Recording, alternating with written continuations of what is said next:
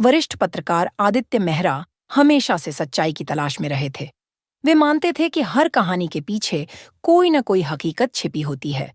लेकिन यह बात उन्होंने कभी नहीं सोची थी कि उनकी अगली खोज उन्हें एक ऐसे रहस्य के करीब ले जाएगी जिसे न तो विज्ञान समझा पाएगा और न ही इतिहास दर्ज कर पाएगा। एक दिन आदित्य को एक अज्ञात ईमेल मिला। उस ईमेल में केवल एक धुंधला पुराना नक्शा था और एक संक्षिप्त संदेश। अगर तुम सच्चाई की तलाश में हो तो रुद्रपुर जाओ। आदित्य ने तुरंत गूगल पर रुद्रपुर खोजा, लेकिन ऐसा कोई गांव मौजूद नहीं था। उन्होंने अपने पत्रकार दोस्तों और इतिहासकारों से पूछा, लेकिन किसी ने भी इस गांव के बारे में नहीं सुना था। कुछ दिनों की खोजबीन के बाद उन्हें एक बुजुर्ग इतिहासकार मिले, जिन्होंने यह सुनते ही धीरे से कहा, रुद्रपुर, वह गांव तो दशकों पहले गायब हो गया था। इतिहासकार की बातों ने आदित्य की उत्सुकता और बढ़ा दी।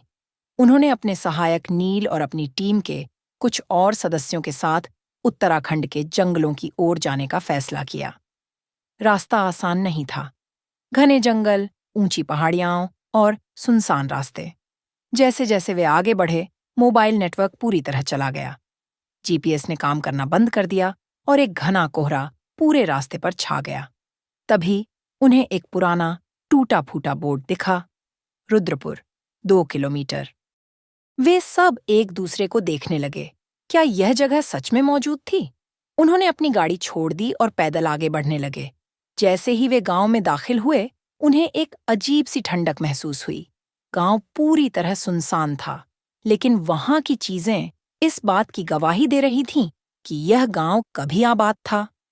कुछ घरों के बाहर चारपाई पड़ी थी, जैसे अभी कोई वहां बैठा हो।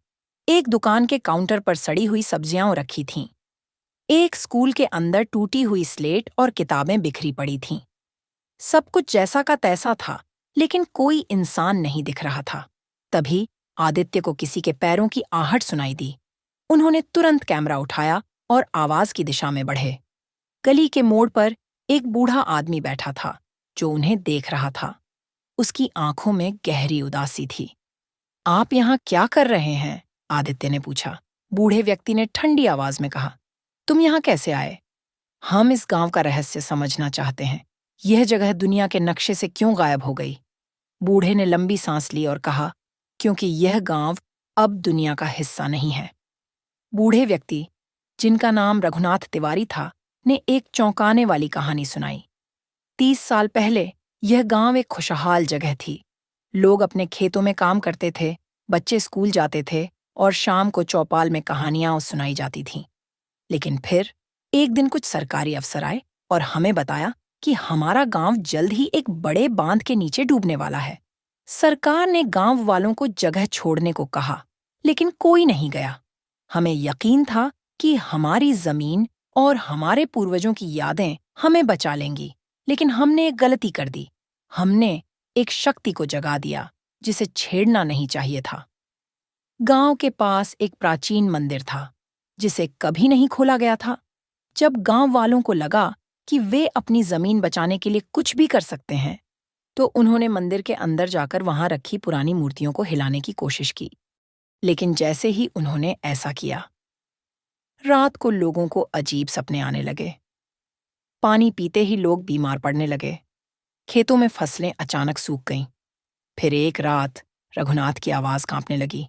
पूरा गांव सो गया और जब सुबह हुई तो हम इस दुनिया से गायब हो चुके थे। क्या मतलब? आदित्य ने पूछा। हम एक अलग समय और स्थान में फंस चुके थे। बाहर की दुनिया हमें भूल गई और जो यहां आया वो कभी लौट कर नहीं जा सका।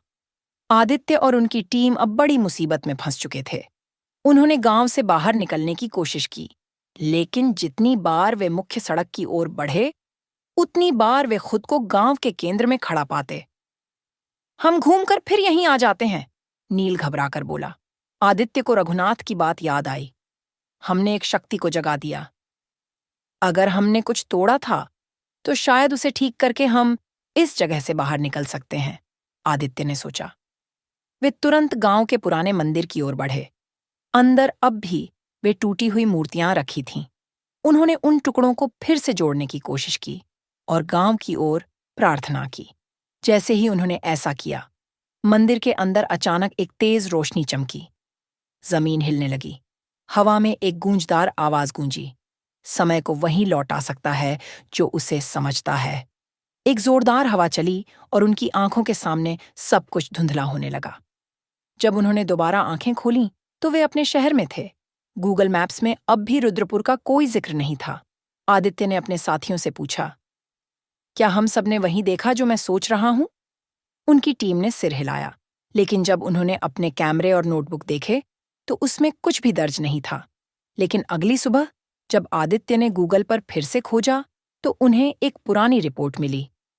रुद्रपुर उत्तराखंड का एक रहस्यमयी गांव, जो अचानक वर्षों पहले गायब हो गया था।